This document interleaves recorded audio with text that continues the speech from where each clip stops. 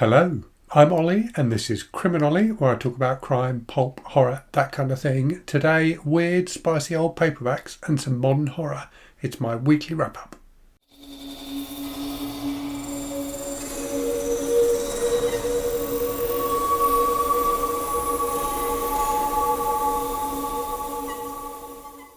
Okay, so first thing to say is I seem to be developing a bit of a cold, so if I'm a bit croaky in this video, apologies for that. I'm going to see if I can get through it all in one take because I'm worried I might flake out. I have got all of my videos for the week ahead filmed, so even if this gets worse, you will still get content this week. And indeed, if you are a patron or channel member, all of those videos are available already in early access mode. Right, so as usual in this video, I'll talk about what I've read this week, which isn't that much actually, only 3 books finished this week. Talk about what I've read and talk about what's been on the channel and what's coming up on the channel. So this was week 3 of Garb August. Which was sex and or violence. So I've read a couple of kind of spicier books this week and some modern horror as well. So let me go through things in order. So the first thing I finished then was the book club pick for the Criminolly Book Club this month, which I run with my patrons and channel members. And that was Schrader's Chord by Leeds. I really enjoyed this. I probably am going to do a review of it on the channel fairly soon, but it's just a really fun horror novel. So it came out, I think, earlier this year. It's Leeds' first novel, and I will definitely be looking out for more from him because I thought this was just very well handled. So it's about it's like a kind of cursed record kind of a deal. It starts in a really enjoyable way with this detective and his dead wife's ghost trying to break into a house to get something, and you don't really know what it is. And as the plot progresses, you discover more about it. And it also, so the main character really is a guy who's a record producer whose dad has committed suicide, and he goes back to his hometown to kind of attend the funeral and sort things out. And various strands of the plot, including that detective and the ghost of his dead wife and the record producer, get kind of pulled together into a story which is really, really entertaining. It's got kind of a nice comic touch to it, but is also genuinely quite creepy at times and has some fantastic kind of scenes of horror and action, as well as the humour, and just really good characters too. I really enjoyed the characters in this book, so it's definitely one that I recommend. After that, something a bit more Garb August appropriate. So I read book 8 in the Sexecutioner series by Glen, which was Cherry Delight Hot Rocks. So Glen is a pseudonym for a guy called Gardner F. Fox, who wrote a ton of different kind of pulpy crime and sci-fi novels and things like that, I think, and wrote a load of comic books as well. I think probably best known as a comic book writer. I've read one of the other Cherry Delight books. I think it was the first one I read, which I quite enjoyed. This one I think I enjoyed more. So the other one I read was really sexually explicit. This one wasn't nearly as explicit, but was more enjoyable. I tend to find reading about sex in books is kind of boring, isn't it? Once you're an adult and you've actually had sex, the appeal of reading about sex in books wanes. It certainly did for me anyway.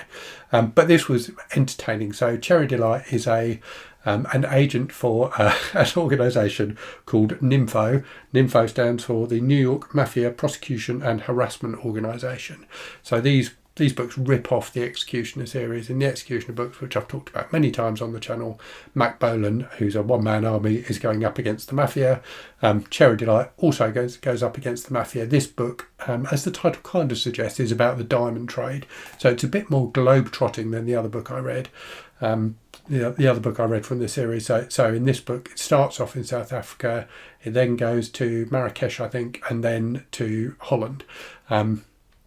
And it was just fun. It had some decent scenes of action in it, a bit of kind of humorous sauciness, including one scene where Cherry Delight distracts mafia hitmen with her breasts, which was very funny. So overall, very, very 70s, very cheesy, very trashy, but I did enjoy it. After that then, I read a book with a cover that I'm going to slightly censor. This book was incredible. I'm not sure I've ever read anything quite like this, and it's by quite a well-known author, but I think it's very different from a lot of his work. So the author is Philip Jose Farmer, who I think is best known for his science fiction and for writing the Riverworld series, which I haven't read. So this is the first book I've read by him. Anyway, the book is The Image of the Beast. So this came out in the late 60s. Interestingly, so you can see on the cover there it says An Exorcism Ritual 1, suggesting it's going to be part of a series. There's a postscript to this book by the sci-fi writer Theodore Sturgeon, which suggests there's going to be another 2 books in the series. But as I understand it, only one other book was published, so I don't know if that other book, which I think is called Blown, like wraps everything up that Philip Jose Farmer wanted to do with the story, or if the third book just never got published. So this is about a detective who is investigating the death of his partner, and his partner was murdered in a snuff film that appears to feature monsters, which has been sent to the LA Police Department, and they kind of call him in, and he watches the film, and it's about him investigating that death. So this is incredibly graphic. I was wondering, was it graphic for the 60s? I mean, it feels really graphic for today, in terms of the sex and violence in it. But I don't know, maybe there was a liberal time in the 60s when the degree of graphicness that there is in this book was less unusual, but it definitely feels graphic for today. And it's just weird. It's really, really weird. It's got some very strange concepts, but it's mesmerising. I really enjoyed it a lot, and I'm definitely going to be reading the second book in the series. But yeah, it's a lot. It's very weird. It's very graphic. If that sounds like your bag, then grab a copy. It is available on Kindle as well. It was published, I think, in the Sci-Fi Masterworks series on Kindle, so it's only like £3 on Kindle. The paperback copies go for a bit more than that. So that's the 3 things I've finished this week. I'm currently reading I Was a Teenage Slasher by Stephen Graham Jones, which I'm about halfway through. I'm doing this as a buddy read with one of my patrons, Chloe. I'm not loving this, if I'm honest. I'm not enjoying it as much as the other Stephen Graham Jones books I've read. So it's about a guy, it's narrated by this teenage guy, he's 17, who becomes a slasher. And it's about how that happens, the things in his life that lead up to that. But I'm finding it really hard to connect with the character and the events at the moment. We'll see. Hopefully it will pick up a bit in the second half. I did pause reading it to read those 2 paperbacks I've just shown. So I'm going to go back to it now and hopefully get it finished this weekend. And then we move into the final week of Garb August, which is novelisations and or books that were turned into TV miniseries in the 70s or 80s. So I've got 3 things I'm hoping to get through for that. I think it's just 3, which are the novelisation of the 90s Super Mario Brothers movie, the recent novelisation of Twins of Evil by Sean Hudson, Twins of Evil being a Hammer movie, which came out, I think, in the late 60s, early 70s. And then This Beast Lace by Shirley Conran, which is absolutely huge. I forgot to say, I am also still listening to the audiobook of Valley of the Dolls by Jacqueline Susann, which I'm really, really enjoying. So I'm about 80% of the way through, so I'll definitely get that finished this week as well.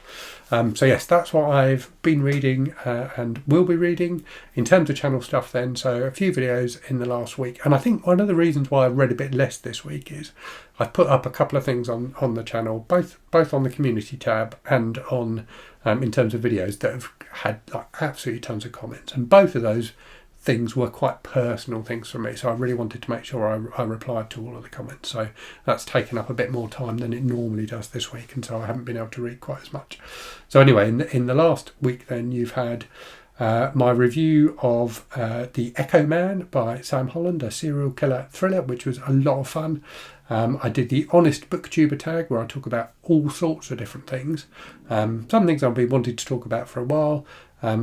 And I predict at the beginning of that video that it will lose me subscribers. That was an accurate prediction. Not a lot of people, I think about 15 people unsubscribed after watching that video, which is fine, completely up to them. But pleasingly, it did gain me a lot of new subscribers as well, more than 15, including from a number of people who said in the comments, I've been watching your videos for a while and never actually got around to subscribing, but I'm going to subscribe now. So thank you to those people who are now subscribed. And hey, if you're watching this and you regularly watch my stuff and you're not a subscriber, maybe think about subscribing. I don't normally say stuff like that. I find it a bit cheesy, but I thought I'd say it. Right, so other videos this week then. So 10 books I've had for ages and haven't got around to reading yet, which lots of people commented on. And I might do a follow-up video to that at some point where I kind of talk about which books, like how I'm going to prioritise those 10 books based on the comments people left on that video. And then I also did a video about my kind of rules for reviewing books. In the week ahead then, and as I said at the start, all of these videos are made and edited, so they'll definitely be going up this week. And if you're a patron of mine or a YouTube channel member, they're already available, and you can get a week's free trial on my Patreon. So if you fancy watching these videos for no cost at all, get that week's free trial and you can watch them. So anyway, they are a review of the Factus sequence by Stark Holborn, which is like a really fun series of sci-fi novels. The 10 books that made me. So this is a video I've been thinking about doing for a while. This is a video where I go through the 10 books that I think shaped my reading, shaped my tastes in books. It was a really interesting video to make, actually. So yeah, look out for that. I think that's going up on Tuesday, either Monday or Tuesday.